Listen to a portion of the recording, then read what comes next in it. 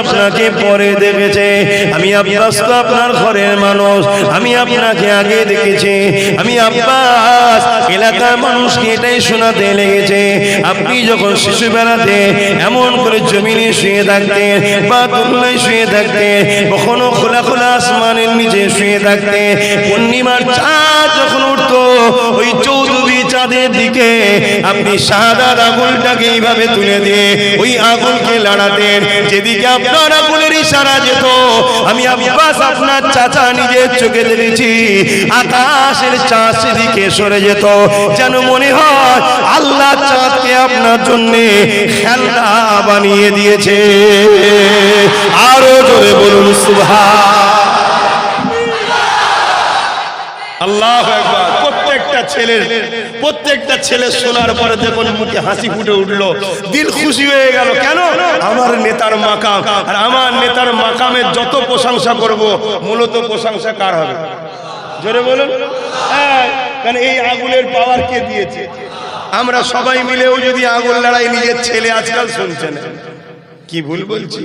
আর আকাশের চাঁদ বড় হয়ে তো রসুল পাকাবার টুকরো করে দেখিয়ে দিয়েছে, বড় হয়ে দু টুকরো করে দেখিয়ে দিয়েছে।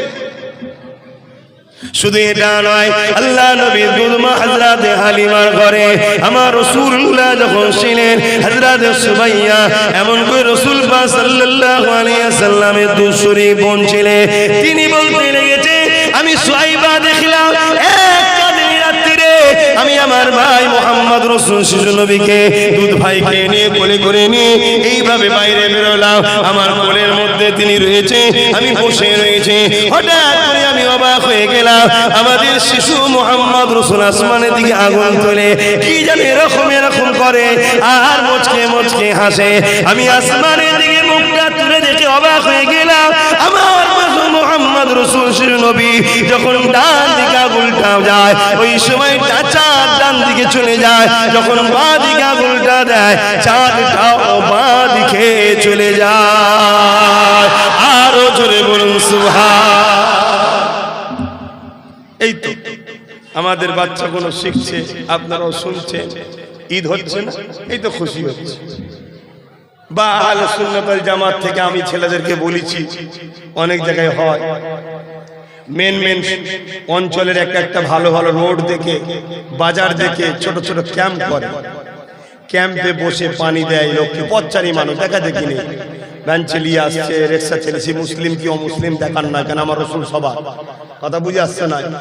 এবার রাসূল যেমন পানি সবার, যার পিপাসা লেগেছে পান করেছে, পিপাসা মিটেছে, রাসূল সবার, যে ধরবে সে কামিয়াবি, যে ধরবে না কামিয়াবি না, কিন্তু সবার তিনি কথা বুঝে আসছে।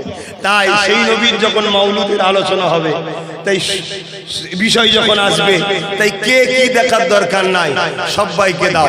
আর ওই প্যাকেট জাতীয় ছোট ছোট খাবার, কথা বুঝে আসছে, ওই খাবার আর পানি মানুষের হাতে দিচ্ছে, লোক তো ভাবছে কি হচ্ছে, এটা কি ব্যাপার, আজকের কি দিন। এক কান দোকান হতে হতে হতে হতে সবাই জানতে পারবে, শুনতে পাবে, নতুন নতুন প্রজন্ম জানবে, আহা আমার রাসূল এই দিন এসেছে।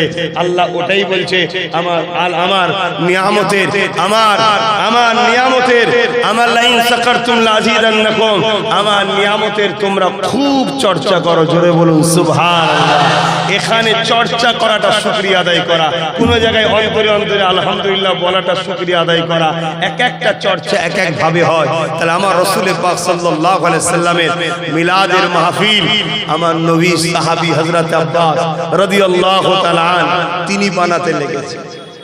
শুধু তিনি বানিয়েছে? আল্লাহ নবী একদিন নিচে মদিনা নববী শরীফের মিম্বারে উঠে গেলেন, আল্লাহ নবী বলতে লেগেছে আনা মুহাম্মাদুর রাসূলুল্লাহ, আমি মুহাম্মদ রাসূল, আমার আব্বা আব্দুল্লাহ, আমার দাদা আব্দুল মুতালিব, এইভাবে নিজের প্রশংসা তারিফ করতে লেগেছে, নিজের পরিচয় দিতে লেগেছে। এইভাবে পরিচয় দিতে দিতে রাসূল বলতে লেগেছে, এ বিশ্বের মানুষেরা, আমি মুহাম্মদ রাসূল তখন নবী ছিলাম যখন বাপ আদম কাদামাটির সঙ্গে মিলেছিল, আমি রাসূলুল্লাহকে আল্লাহ দুনিয়ায় পাঠাবার সিলসিলা জারি করে দিল। আদম সফিউল্লাহকে আল্লাহ তৈরি করলেন। ওই কাদামাটির মধ্যে আদম সফিউল্লাহ রূহকে যখন দিতে লাগলো, আদম সফিউল্লাহ রূহ যেতে লাগছে না। আল্লাহ পাক আমাকে এই সময় আব্বা জান আদমের পুস্তে পিঠেতে এমন করে আমাকে রক্ষিত রেখে দিল। আমি আদমের পিঠে যখন চলে এলাম, ওই সময় আদমের রূহ যখন আদমের শরীরের মধ্যে চলে গেল, আমার নূরের ইশকে আদমের নূর দিবানা হয়ে গেল। এ দুনিয়া মানুষেরা, আল্লাহ পাক আদম নবীকে বলেছিল, এ ফেরেশতারা, এ আমার ফেরেশতারা আদমকে কিবলা বানিয়ে আদমকে তাজিমি সম্মান করো। এমন করে সবাই সম্মান করলো, ইবলিস সম্মান করলো না। কেন সবাই সিজদা করলো, ইবলিস সিজদা করলো না? কেননা সমস্ত ফেরেশতারা ওই মাটির আদমের ভেতর দিয়ে নূরে মুহাম্মদ রাসূলকে দেখেছিল। আমার নূরের আশিক হয়ে তারা মাথা নত করে দিয়েছিল, কিন্তু ইবলিস দেখতে পেল না। তাই যে রাসূলকে চেনে বা দেখে, সে রাসূলের মিলাদ বানায় নবীর দিবানা হয়ে যায়, তাকে দুনিয়া অন্যদিকে আর টানতে পারে না। আর যার নজরটা ইবলিসের মতো হয়, সে নবী দেখতে পায় না, সিজদা করতে পারে না, সে কাফের বেঈমান হয়ে ধ্বংস হয়ে যায়। এই আদম নবী আলাইহিস সালামের মাধ্যম দিয়ে তিনার সন্তান হযরত ঈসা আলাইহিস সালামের কাছে এই নূরে মুহাম্মদ রাসূল চলে এলো।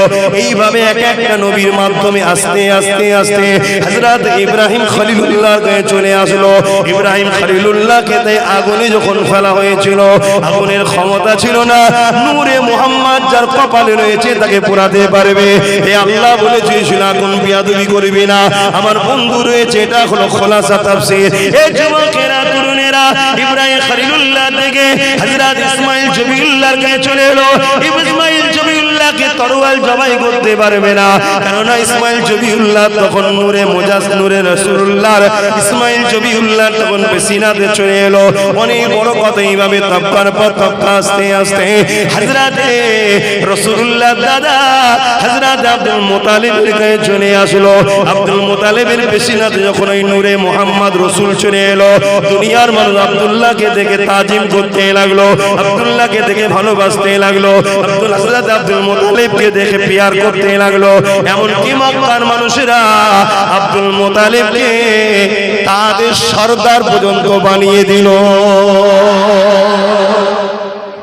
এই মূল জায়গাটায় ফিরে আসছি না, অনেক বড় তবকা আসতে গেলেই 2-4 দিন লেগে যাবে তবকাটা যদি আনা যায়। হযরত আব্দুল মুতালিব রাসূলুল্লাহর দাদা।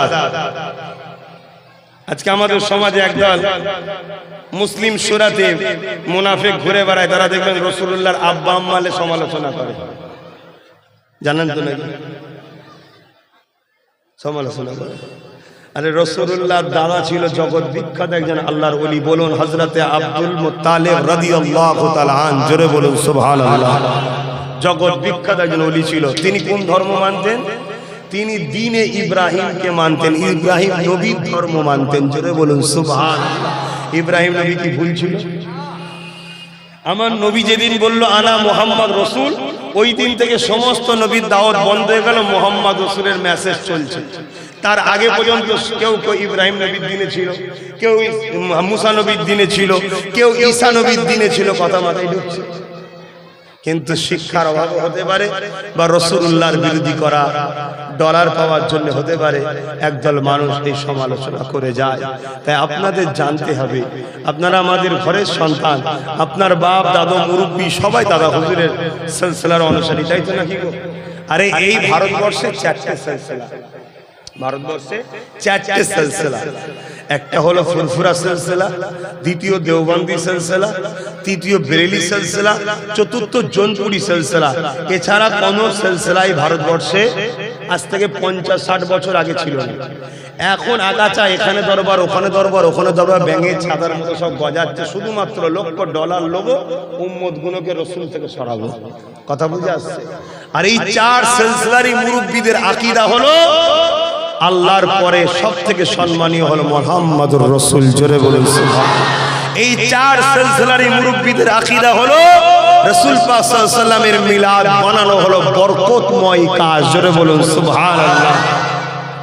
এখন সব বেরোচ্ছে। তাহলে আপনারা আমাদের ভাই হন তো নাকি? আপনাদের জীবনে যদি গুনাহ করে মরেন, গুনাহ যদি থাকে, ঈমান যদি থাকে, একদিন না একদিন জান্নাত যেতে পারবেন। তা ঈমানের রাস্তাটা আপনাদেরকে দেখাতে হবে তাহলে। কিন্তু আপনারা যদি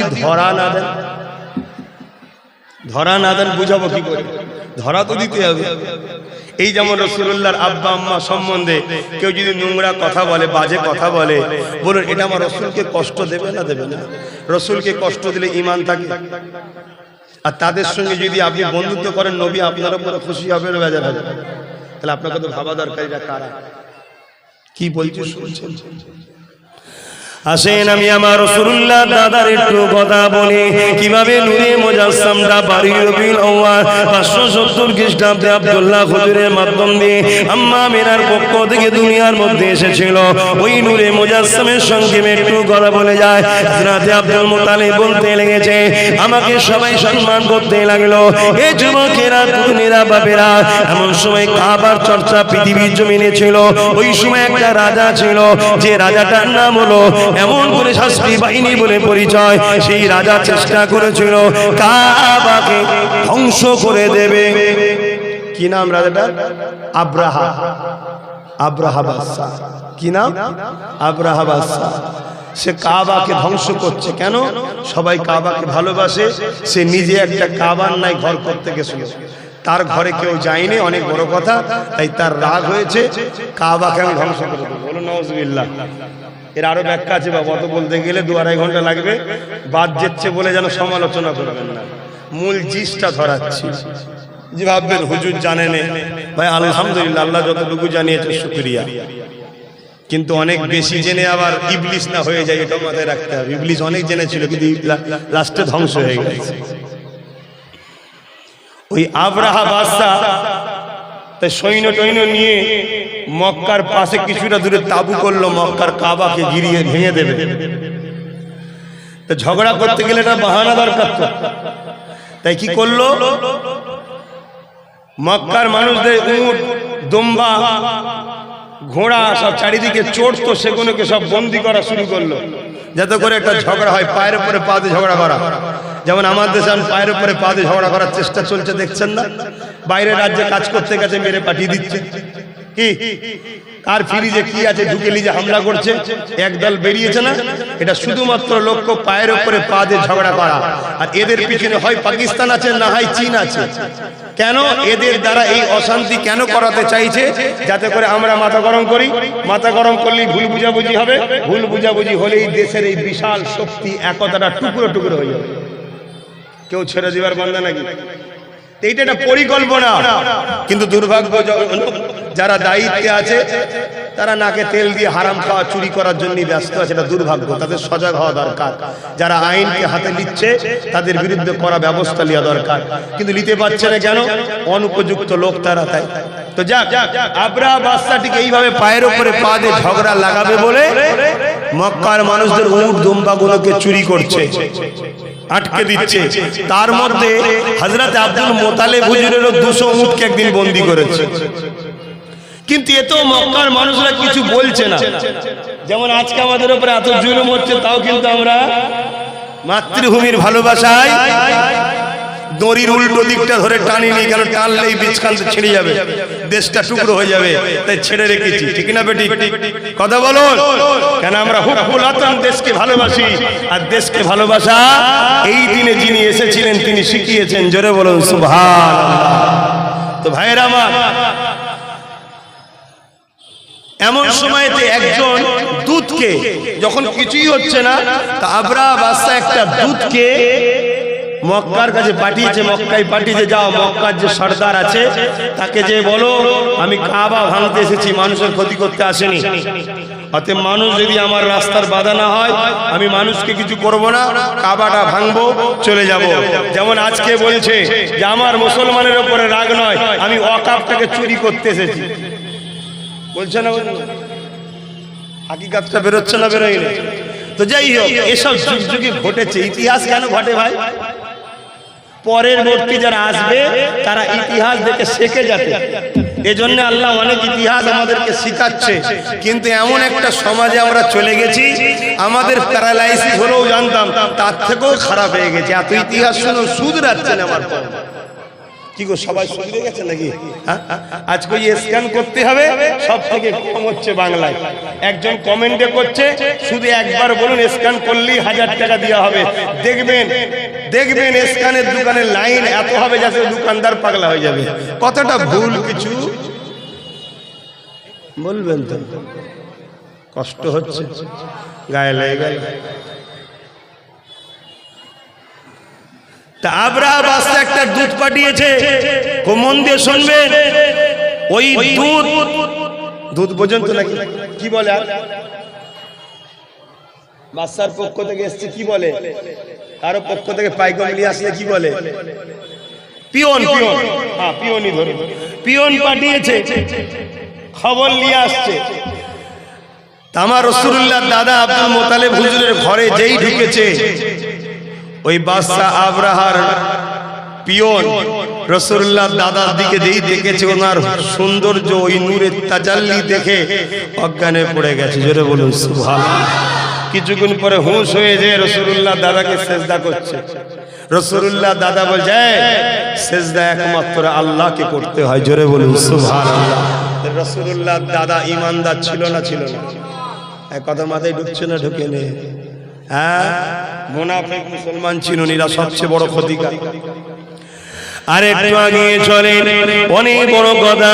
যখন আব্রাহা দরবারে আমার রাসূলুল্লাহ দাদা যাচ্ছে যে আমার উটটাকে তুমি ফিরিয়ে দাও, এই সময় আব্রাহার কাছে ওই পিয়নটা আগে ভেতরে ঢুকেছে যে আমাকে তাঁবুর ভেতরে আগে ঢুকতে দেন, আপনি বাইরে দাঁড়ান, কেননা আপনার বিষয়টা একটু আগে যে বলি। তাই ওই পিয়ন যে আব্রাহা বাদশাকে বলছে, এ বাদশাহ, যিনি এসেছে ইনি হলেন মক্কার সরদার, তবে সাধারণ কোনো মানুষ নয়, ইনার চেহারা থেকে নূর চমকায়, ইনি এত সুন্দর মানুষ, যাকে দেখে তো আমি অজ্ঞান হয়ে গিয়েছিলাম, পরবর্তীতে তাকে দেখে দিওয়ানা হয়ে গেছে। ওই সময় অহংকারী আব্রাহা বাদশা বলছে, আরে রাখো তো তোমার কথা, কে এসেছে ভেতরে আসতে দাও।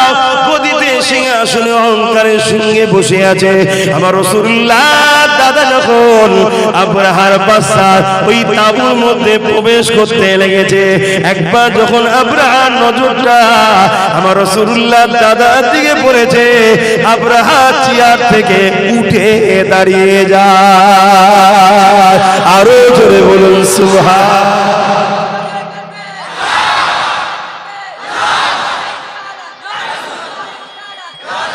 দোনোজাহানের সুলতানের দাদা এসছে, তুই যত বড়ই বাদশা উঠে দাঁড়া, অটোমেটিক উঠতে হচ্ছে। বুঝতে পারছেন না? পারেন? হ্যাঁ, আপনারাও নবীর গোলাম হন, যত বড় নেতা কাতা হোক দেখে দাঁড়াতে হবে। খেয়াল করছে, আমাকে দেখে ফব্বাই দাঁড়িয়ে গেছিল। বুঝতে পারছেন না? হ্যাঁ, রাসূলুল্লাহর গোলাম হন। অহংকারের কথা বলছি, অটোমেটিক তার মধ্যে এই ইমেজ আল্লাহ পয়দা করবে, সে ভাবতেও পারবে না আমি দাঁড়াচ্ছি কেন। কিছু বুঝে আসছে না? না, দাঁড়াবে কেন? রাসূলের গোলাম আসছে। হও তুমি ভালো, হও তুমি রাসূলের, দুনিয়া তো তোমার। আল্লাহ তো ওয়াদা করেছে, যারা আমার রাসূল হবে দুনিয়াকে আমি তাদের করে দেব। এ নজওয়ানেরা, আমার আম্মা জানেরা, বোনেরা, এই রবিউল চাঁদের আজ 12 তারিখে আরেকটা কথা বলে দিয়ে যায়। প্রতিটা মা বাপের দায়িত্ব হলো তার বাচ্চাদিগকে 3টে শিক্ষা অবশ্যই দিতে হবে। এই 3টে শিক্ষা যদি কোনো বাপ তার সন্তানকে না দেয়, কোনো মা যদি তার বাচ্চাকে না দেয়, কিয়ামতের দিনে ওই বাচ্চা যদি শিক্ষার অভাবে ধরা পড়ে যায়, ওই মা বাপকেও বাচ্চার সঙ্গে জাহান্নামে দেওয়া হবে। ওই 3 শিক্ষা কি শিক্ষা? প্রথম নম্বর শিক্ষা হলো প্রতিটা বাপ মাকে রাসূলুল্লাহর প্রেম আদরের শিক্ষা দিতে হবে। দ্বিতীয় নম্বর হলো রাসূলের আহালদের প্রেম আদরের শিক্ষা দিতে হবে। 3 নম্বর হলো কোরআনের শিক্ষা দিতে হবে।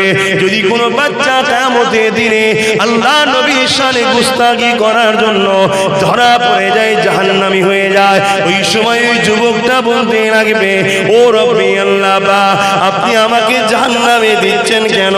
কেন তুই আমার রাসূলের মিলাদের বিরোধী করেছিস? মূর্খ, তুই জানিস না মিলাদ তো সবার হয়, শুধুমাত্র মিলাদ আমি আল্লাহ আমার হয় না।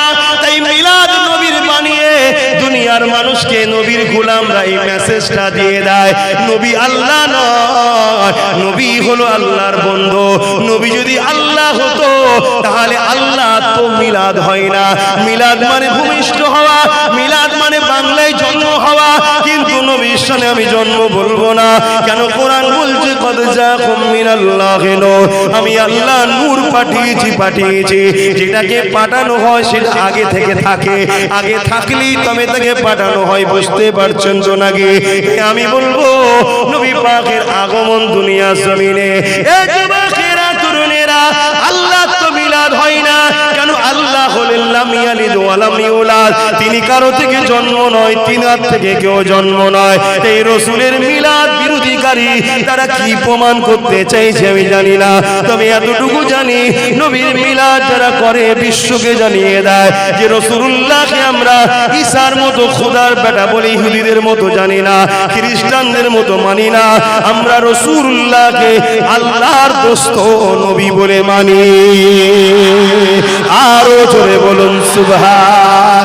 এই যুবকেরা তরুণেরা, ওই বান্দা যখন বলবে আল্লাহ পাক আমি যে বিয়াদবি করেছি এই শিক্ষা তো আমার বাপ মা আমাকে দেয়নি, যদি বাপ মা আমাকে শিক্ষা দিত তাহলে আমি আপনার হাবিবের সঙ্গে বিয়াদবি করতাম না। আমার জাহান্নামে যাওয়ার কারণটা হলো আমার বাপ মা, তাই তারা কেন বাদ যাবে? তাদেরকেও আমার সঙ্গে জাহান্নামে দিয়ে আল্লাহর ফেরেশতাদেরকে আল্লাহ বলবে সাদাক্তা বান্দা, সত্য বলেছে, ওর বাপ মাকে এর সঙ্গে জাহান্নামে দাও। কেননা প্রতিটা বাপকে সন্তান দেয় আল্লাহ। তোমার দুনিয়ার জমিনে ওই সন্তানকে লালন পালন করে আল্লাহর প্রেমী নবীর প্রেমী বানাতে হবে। দুনিয়াদারির জন্য ইংলিশ শিখাবে, ভূগোল শিখাবে, বাংলা শিখাবে, সায়েন্স শিখাবে, বানাবে, অঙ্ক শিখাবে, জেনারেল লাইনে শিক্ষা দেবে, দাও, এতে ইসলামের নিষেধ নাই। কিন্তু প্রতিটা বাপ মার দায়িত্ব সর্বপ্রথম তাকে নবীর প্রেম আদব শেখাও, নবীকে কিভাবে ভালোবাসতে হয়, নবীকে কিভাবে পেয়ার করতে হয়। যার অন্তরে নবীর প্রকৃত আদব থাকবে, এই রবিউল আউয়ালের চাঁদে সে এমন করে সিগারেট টেনে টেনে কখনো নবীর মিছিলে বেরোতে চাইবে না। সে ভদ্রতা নম্রতার সঙ্গে যাবে। অন্যদিন ভুল করেছি আলাদা কথা, আজ যদি এই মখরুজিনী অপছন্দ জিনিস করি, না জানি আমি বিয়াদবি করে জাহান্নামী হয়ে যেতে পারি। তাই আজকের দিনটা সে সতর্ক সঙ্গে পা ফেলবে। আর যদি নবীর প্রেম আদর না শিখাও, বড় বড় ডিজে বক্স লাগিয়ে দিয়ে ছেলে মেয়ে বেহুরমাতির সঙ্গে ঘুরে বেড়াবে। তাই মনে রাখবেন, প্রথম কথা হলো নবীর আদম প্রেম শিখানো, দ্বিতীয় নম্বর হলো রাসূলুল্লাহ যাদেরকে ভালোবাসে, অর্থাৎ নবীর সবথেকে কাছে হলো আহাল, যাদের সম্বন্ধে নবী বলেছে জান্নাতে সর্বপ্রথম তারা আমার সঙ্গে থাকবে। এই নবীর আহালদের প্রেম আদবের কথা শিক্ষা দেয়। তিন নম্বর হলো কোরআন শরীফ, যে কোরআন তোমার জন্য আল্লাহর পক্ষ থেকে গাইড মেসেজের কিতাব। তবে এখানে আমি একটা কথা বলবো। কি কথা? কেউ যদি নবীর জীবনী জেনে যায় সে কোরআন জেনে যাবে। আমার কথা কি হতে পারছে? কেউ যদি নবীর জীবনী জেনে যায় সে কোরআন জেনে যাবে। আরে আমার খদ্দের সব জন যুবক ছেলে, কথা বুঝে আসছে? বেশিরভাগ দেখেন আমার খদ্দের সব কি জন যুবক ছেলে। এগুলি দরকার তো নাকি? আল্লাহ করে মুরব্বীরা তো ভালো মানুষ, তারা নামাজ পড়ে, রোজা রাখে, আল্লাহ আল্লাহ করে, এইগুলো তখন সব দরকার। আর এইগুলোর দিকে টার্গেট তো শয়তানদের বেশি। ভুল বলছি নাকি? এদেরকে কি করে গানে নিয়ে যাবো, যাত্রায় নিয়ে যাবো, ফাংশনে নিয়ে যাবো, জুয়ায় নিয়ে যাবো, মদে নিয়ে যাবো, চুরিতে নিয়ে যাবো, খুনিতে নিয়ে যাবো, লুটাতে নিয়ে যাবো, মারপিট করতে নিয়ে যাবো, কাদেরকে নিয়ে যাই? বুঝতে পারে না এইগুলো, ঠিক না? আর এইগুলো আল্লাহ করে আমার সঙ্গে বেশি। আর বেশি হওয়া মানে ইনশাআল্লাহ আমি চেষ্টা করছি এগুলোকে নবীর গোলামিতে জুড়বো। আর নবীর গোলাম যে হবে, নবী তাকে আল্লাহর দাসত্বের সঙ্গে জুড়ে জান্নাতে নিয়ে যাবে। জোরে বলুন সুবহানাল্লাহ। বুঝতে পারছো তো ভাইয়েরা আমার? সেই নবী পাক সাল্লাল্লাহু আলাইহি সাল্লামের নূর মুবারক হযরত আব্দুল মুত্তালিব হুজুরের মনে পড়ছে তো নাকি? আর একটুখানি আগে বলি কি হয়েছে, শুনবেন না? শুনবেন না? হ্যাঁ, বাচ্চারা যা করছে করতে দেন, ওদের ওইটাই ভালো লাগে আমাদের, ঠিক তো নাকি? তবে এইখানে করলে একটু অসুবিধা হবে, আর আলোচনায় দূরে করছে করুক। কি ভালো লাগছে না ছেলেগুলো কাজ হই হই করছে? আজকের এই মজলিসটা না হতো এতগুলো বাচ্চা হতো, বলেন হতো কি? ওরা এই মন খুলে আনন্দ করতে পারতো? এটাই তো রাসূলুল্লাহর ওসিলায় হচ্ছে, জোরে বলুন সুবহানাল্লাহ। যা একটা মহানায়, একটা ওসিলায়, একটা মাধ্যমে, একটা আলোচনা, রাসূলের আলোচনা, মিলাদের মাহফিলের আলোচনায় এলাকার সমস্ত বাচ্চা এক জায়গায় হতে পেরেছে। তারা আজকে খুশি মনে, মনের আনন্দে এক বাচ্চা আর এক বাচ্চার কাছে ইজহার করছে, আনন্দ করছে। এটাই তো ঈদ আমাদের কাছে। কথা মাথায় ঢুকছে না? আমাদের ঈদ তো অন্যজনদের মতো নয়। অন্যজনরা ঈদ বানাতে গেলে মদ লাগে, কি লাগে না লাগে? কিছু শুকনো মুসলমান আমার তারাও বলছে আমাদেরও লাগবে নাকি? হারাম হারাম হারাম। আর হারাম জিনিসকে যদি নবীর এই ভালো কাজে জোরো কাফের হয়ে যাবে, কি হবে? কথা বলছো না কেন? হ্যাঁ, সারা জীবন জাহান্নামে থাকতে হবে। খুব সাবধান, চালাকি ছুটিয়ে ফেলবে আল্লাহ। 4-5টা বদমাইশ বন্ধু এক জায়গায় বসে মদ খেচ্ছে, আর আরেকজনকে বলেছে চিকেন লাই, আর সে এনেছে আনন্দের দোকান থেকে। কার দোকান থেকে? তার 3টে মাতাল জিজ্ঞেস করছে কার দোকান থেকে নিচি রে? বলছে আনন্দের দোকান থেকে। ও তো ঝটকা, হারাম না? কি বলছে? ও তো ঝটকা মানে বুঝলেন না? মানে জবাই করা নয়, ঝটকা হারাম। তো তখন থেকে নিচিস কেন? আর এতক্ষণ ধরে খাচ্ছে কি ভাই? হালাল। কথা বলছে না তো? এতক্ষণ ধরে খাচ্ছে কি? তার একজন পথিক যাচ্ছিল, তারা বলছে কি হয়েছে তোদের? বলছে একটু মজা করে খাবো। একে বললাম লিয়া চিকেন, তো আনন্দের দোকান থেকে। কি হয়েছে? বলছে ও তো ঝটকা, হারাম। তো বলছে ওরে শয়তান, মদ খেচ্ছিস হারাম, সমস্যা নেই, আর ওর দোকান থেকে কাটামুড়ি খেলে হারাম, তো সমস্যা হচ্ছে। কত বড় বিহায়া হয়ে যাচ্ছে কিছু মানুষ। চিন্তা করে দেখো, ওটাও যেমন হারাম, এটাও তেমন হারাম, দুটোই খাওয়া হারাম, ঠিক না বেটা? হ্যাঁ, খবরদার। আল্লাহ কত হালাল খাদ্য দিয়েছে, সব হালাল খাদ্য ছেড়ে দিয়ে আল্লাহ শ্রেষ্ঠ মখলুক হয়ে আল্লাহ দিয়া মুখ দিয়ে, আল্লাহ দিয়া রেজেক দিয়ে হারাম খাদ্য খবরদার যেন না যায়। শুনছেন? তাহলে মরণের সময় কলমা বেরোবে না, ফেসে যাবে। যদি ভুল হয়ে যায় কারো, তওবা পড়ে নেন। এই রবিউল চাঁদে তওবা পড়ে নেন, নবীর ওসিলা দিয়ে আল্লাহর কাছে ক্ষমা চান, আল্লাহ মাফ করে দেন। আল্লাহ আমার নবীর খাতিরে মাফ করে দিক, বলুন আমিন। তো আমি যে কথা বলছিলাম কিভাবে নূরটা আসলে, একটু এই বিষয়টা একটু বলে দিই। হযরত আব্দুল মুত্তালিব হুজুর যখন ওই কি বলে আবরাহা বাদশাকে বলল, আরে আমি তোমার কাছে এসেছি কোন লড়াই টড়াই করার প্রস্তাব দিতে নয়, আমার 200 উটকে তোমার লোকেরা বন্দী করেছে, ওটা দিয়ে দাও, আমি চলে যাব। আবরাহা বাদশা বলছে কাবা তো তোমাদের সম্মান, ওটাকে ভেঙে দেখো, তুমি প্রতিরোধ করবে না? তখন হযরতে আব্দুল মুত্তালিব রাসূলুল্লাহর দাদা বলছেন, শোনো, যার ঘর তিনি রক্ষা করার জন্য যথেষ্ট। জোরে বলুন কথা বুঝে আসছে? আমার উটটা দে বাবা, আমি চলে যাচ্ছি। উটটা দিতে বলে দিল, কিন্তু বাদশা ভাবছে এরা পিছনে ষড়যন্ত্র করতে পারে, একটু ভয় দেখিয়ে দিই। কি করতে হবে? সৈন্যদেরকে বলছে যাও আমার সৈন্যগুলো একটু ঘুরিয়ে দেখিয়ে দাও, আমার সৈন্যগুলোকে একটু ঘুরিয়ে দেখিয়ে দাও, যাতে করে এই ক্ষমতা দেখে আব্দুল মুত্তালিব এলাকায় গিয়ে বলে বিশাল সৈন্যবাহিনী, বিশাল ক্ষমতা, পারবে না, তোরা লড়াই করিস না, এই মেসেজটা দেবে। শুনছেন তো নাকি? তো ওই সৈন্য কাফেলার মধ্যে অনেক উট, ঘোড়া, হাতি আছে, কিন্তু একটা হাতি ছিল স্পেশাল, যেটা জঙ্গলি হাতি, তার বিশাল গর্জন, বিশাল চেহারা, যাকে দেখে মানুষ এমনি ভয় পেয়ে যাবে।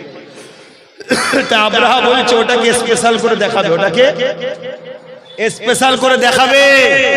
আমার রাসূলের দাদাকে যখন এই হাতির কাছে নিয়ে যাওয়া হচ্ছে, হাতি ওই দিকে ছিল, যখন এই দিকে ঘুরেছে, রাসূলের দাদাকে যেই দেখতে পেয়েছে, হাতি কদম ফেলে জোরে জোরে এসে রাসূলুল্লাহ দাদার কদমের কাছে যেভাবে উট শোয় ওভাবে শুয়ে মাথা নত করে দিয়েছে। জোরে বলুন সুবহানাল্লাহ। আরো জোরে বলবেন না? কেন? হাতি কি দেখেছে? সিনাতে নূরে মুহাম্মদ রাসূল। পরের দিন যখন লড়াইয়ে যাচ্ছে আব্রাহা ওই হাতির পিঠে উঠবে, হাতিকে বদলি যাওয়ার জন্য রেডি হচ্ছে। হাতি কিছুতেই মক্কার দিকে যেতে, কেন হাতি দেখে নিয়েছে মক্কায় কে এসে গেছে। এই কথা বুঝে আসছে না? নাই, হাতি দেখে নিয়েছে ওখানে যাওয়া মানে ধ্বংস ছাড়ার উপায়। তাহলে একটা হাতি বুঝে গেছে অবলা পশু, আর মানুষ হয়ে সেই রাসূলুল্লাহ শান মর্যাদার কথা কোনো বুঝতে পারছে না। জানতে হবে আল্লাহ পাকের কোরআন বলল মানুষের মধ্যে একদল আছে চতুষ্পদ জন্তুর থেকে নিকৃষ্ট, এরাই হলো তারা।